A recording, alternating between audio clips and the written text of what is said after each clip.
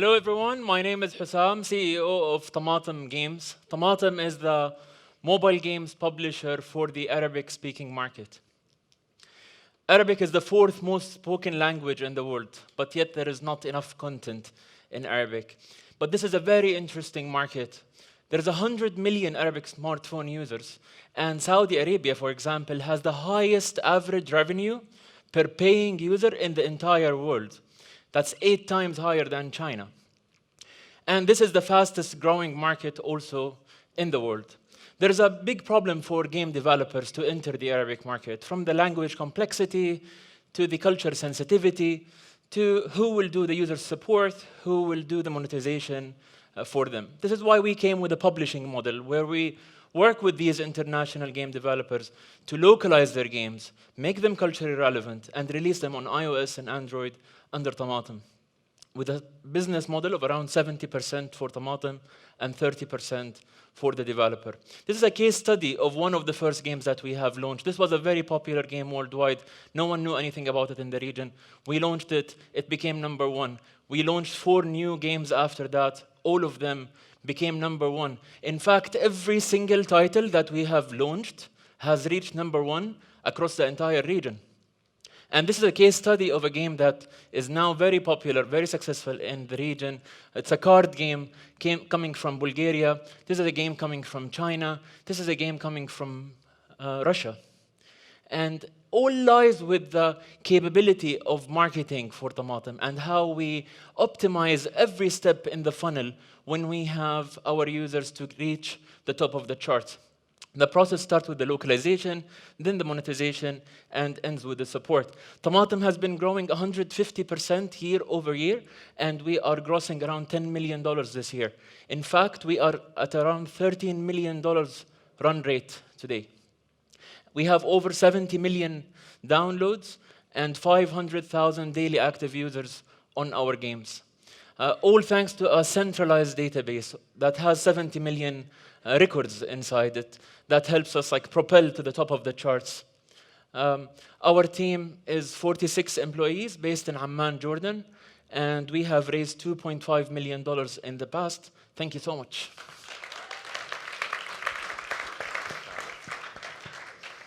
Judges. When you think about a market like China, where it's just impossible for an outsider to enter, I think the publisher model is a no-brainer. But in a market like MENA, where most of the big gaming companies are already making a lot of monetization from, how do you convince them, like the big ones, to come and work with you instead and leave 70% on the table? It is a very interesting question. And the main challenge that people face when they enter the market is that you can make money. But you can make so much money if you work with us.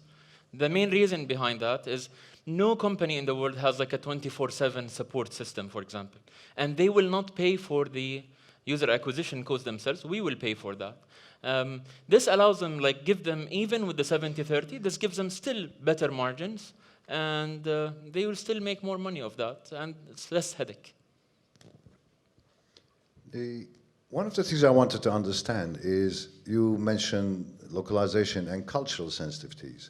So how much would it typically cost to take a Western game and localize it and, for the want of a better word, culturalize it for your We work store? on a lean model. Right. So we don't start with heavy localization at the beginning. We start with the well-known factors. For example, if we have now a fashion game, we will play around with dressing up the characters, removing alcohol from the backgrounds, play around with small things.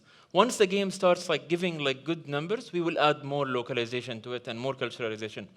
When we started the company, we were very heavy at the beginning with the localization, and that will give you a lot of cost and will delay the launch. But we started one step at a time until we reach a point that we are very comfortable with the game. Additional questions? I was just curious. I mean, you source these games somehow. How do you have a team that really, do you just look at metrics of how they're performing? Is that so everything is related to metrics.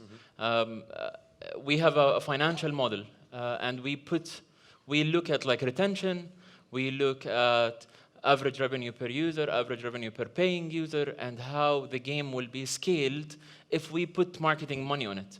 And we put all of these metrics inside. And of course, you will need to make sure that this is a game that people will like. So we have focus groups, we have testers across the region. Once we are comfortable with these numbers, say if we throw $1 million on marketing the game, then it will be profitable and everything will be good, then we move. We look at like the top 1,000 games in the world and accept like the top 10. So we look at like the extra 900. So you do then approach those guys and then like try to sell it in basically. Yeah, in every conference, in every like email, cold email, like introductions, everywhere, yeah. You had a bit of a churn in one of the charts you showed. I think it was revenue or user base. Can you explain what happened? Yeah, so you will see that with every game that you launch, you will see like an incline. But at that time, what happened is technical issues. So technical issues that prevented us like from continuing like the graph, but then we fixed everything and like we continued. Thank you so much. Thank you. Congratulations.